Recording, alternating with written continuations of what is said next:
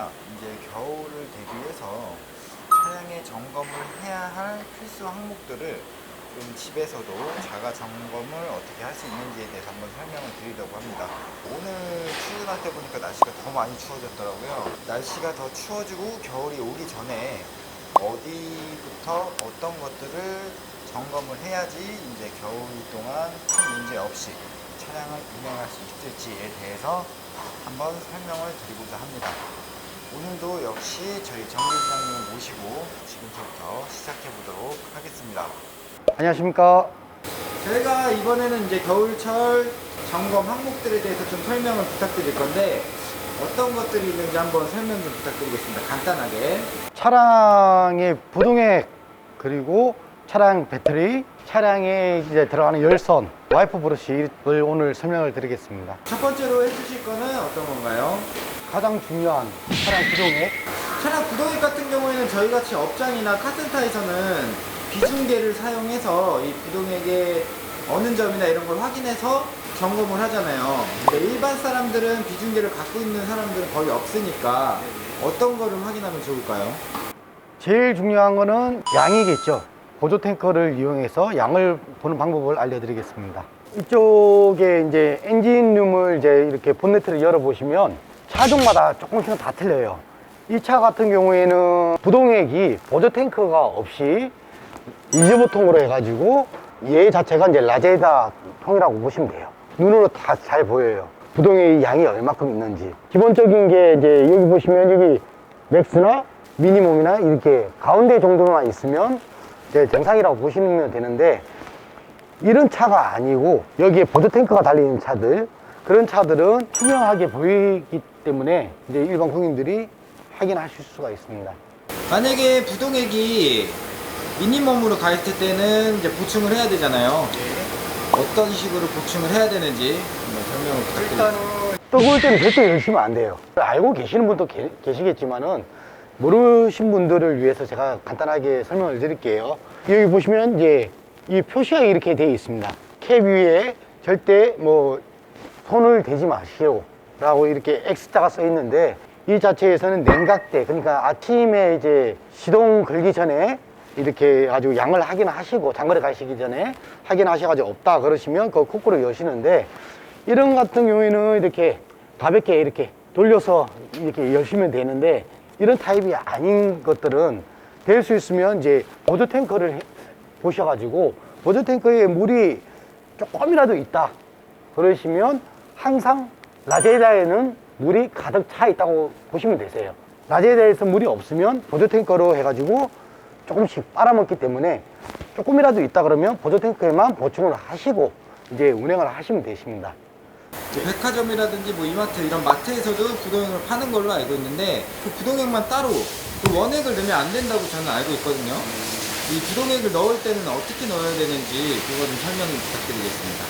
물하고 부동액하고 이제 5대5, 50대 50 비중으로 넣으시면 됩니다. 부동액 자체가 히타 쪽으로도 관련이 있기 때문에 히타 쪽을 간단하게 또 설명을 한번 드려볼게요. 부동액 자체가 이제 점도율이 떨어지거나 안에 녹물이 발생하거나 그러게 되면 히타 자체에서 희한 냄새가 올라올 수가 있어요. 그렇기 때문에 이제 부동액을 교환해 주시면 그 냄새는 잡을 수가 있고, 그리고 부동액이 없다 그러면 히타 자체도 따뜻한 바람이 나오지가 않습니다. 그래서 이제 따뜻한 바람이 안 나온다 그러면 히타 자체가 고장난 게 아니라 1차적으로 부동액 양이 충분히 있는지를 먼저 확인을 하시고, 그러면 이제 히타가 고장났구나 라고 판단하시고 가까운 정비소에 가셔가지고 점검을 받으시면 되실 것 같습니다.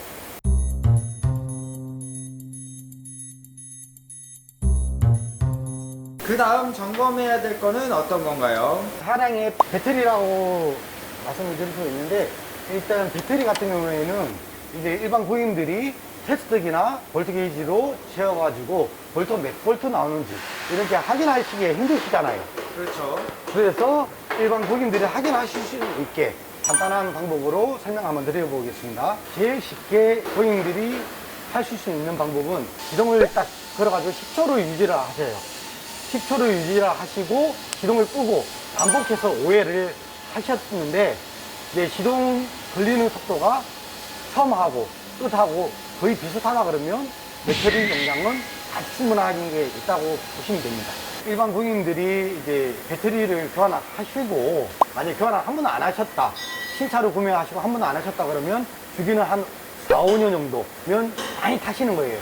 보편적으로 한 3년 정도면 이제 배터리를 블랙박스를 장착하시고 이런 차들은 3년 정도 타셨으면 배터리를 한 번씩은 이렇게 교환해 주시면 좋으실 것 같습니다.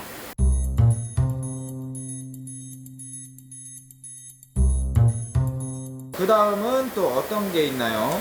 와이퍼 브러쉬 고객님들이 교환할 수 있게끔 교환 방법이나 사용 방법에 대해서 설명을 드리겠습니다. 요즘 신차들은 브러쉬를 교환하기 위해서 이제 브러쉬를 빼야 되는데 이 본네트 때문에 닿아가지고 들리지가 않습니다. 그렇죠. 예. 그럴 때 이제 교환을 할 수 있는 방법을 제가 설명을 드리겠습니다. 시동을 거지 마시고 키 온만, 이 불이, 계기판에 불이 다 들어오게끔 키 온을 한 다음에 다시 끄세요. 시동 키를 끄시고 여기 보시면 브러쉬를 밑으로 내리는 게 아니라 위로 계속적으로 들고 있으면 자동으로 올라갔다가 멈춰 있습니다. 오, 이런 방법이 있었어요? 차에서 내려서 아까는 여기 본네트에 닿는데 지금은 이렇게 털어도 본네트에 닿지 않습니다. 예. 예. 이 자체의 뚜껑을 이렇게 여신 다음에 이런 타입 같은 경우에는 그냥 밑으로 가볍게 당겨 주시면 돼요. 만약에 브러쉬를 내가 뺐다, 뭐 다른 브러쉬를 챙기는 도중에 이 암대를 세워 놓지 마세요. 세워 놓으셨다가 뭐 이 자체가 스프링이 좀 약해진 차들은 얘가 떨어질 수가 있어요. 맞으면 앞유리가 깨질 수가 있으니까 항상 빼면 얘를 내려놓고 물건을 챙기고 하시는 게 안전할 것 같습니다. 요즘은 뭐 옛날과 틀리게 브러쉬 자체가 운전석, 조수석이라는 표기가 되어 있습니다. 그래서 뭐 헷갈릴 거는 없으시고 차종마다는 틀리지만은 운전석이 대부분 다 길어요.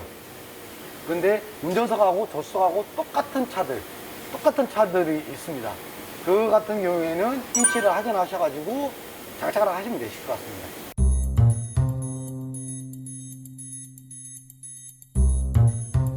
다음은 마지막 남은 게 이제 열선에 대해서인데, 열선을 보면 이제 유리 열선이 있고 뭐 시트 열선 이런 것들이 있어요. 또 겨울에 엄청 중요한 게 엄뜨, 이 시트 열선이 저는 엄청 중요하다고 생각하는데, 괜히 겨울이 다 돼서 이런 부분이 안 되면 정말 불편할 것 같아요. 이런 부분에 대해서 점검하는 방법 좀 알려주시면 좋을 것 같습니다. 보통 차량에 있는 시트 열선이 있는데, 시트 열선은 여기 보시면 스위치가 있습니다. 스위치 자체에 불이 이렇게 들어온다 그러면 기본적인 표준은 이상이 없다고 보시면 되세요. 그리고 만약에 이 차에 불은 들어오는데 얘 자체가 따뜻해지지 않는다. 그리고 한 시간이 한 1, 2분 지나면 불이 꺼진다. 그러신다 그러면 얘 자체는 시트 열선이 나갔다고 보시면 되세요. 보통 차량의 빈유리 열선 같은 경우에는 뭐 성에나 눈이 내렸을 때, 쌓여있을 때 그런 녹이는 데 용도에 쓰는 것입니다.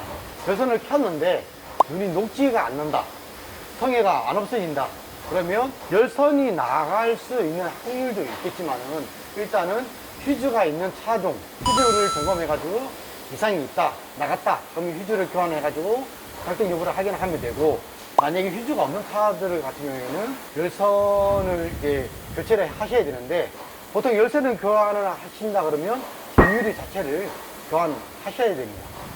뒷유리 열선이 끊어지면 돈이 어마어마하게 많이 들겠네요. 그렇죠. 이제 뒷유리 금액은 차종마다 다 틀려요. 저렴한 거는 한 20 정도는 생각을 하셔야 될 거예요. 알겠습니다. 그럼 오늘 이렇게 겨울철을 대비해서 점검할 항목들을 이렇게 좀 확인을 해봤는데, 우리 시청자분들이 이렇게 잘 확인해서 차량 관리를 잘 했으면 좋겠고, 마지막으로 인사 한번 부탁드리겠습니다. 감사합니다.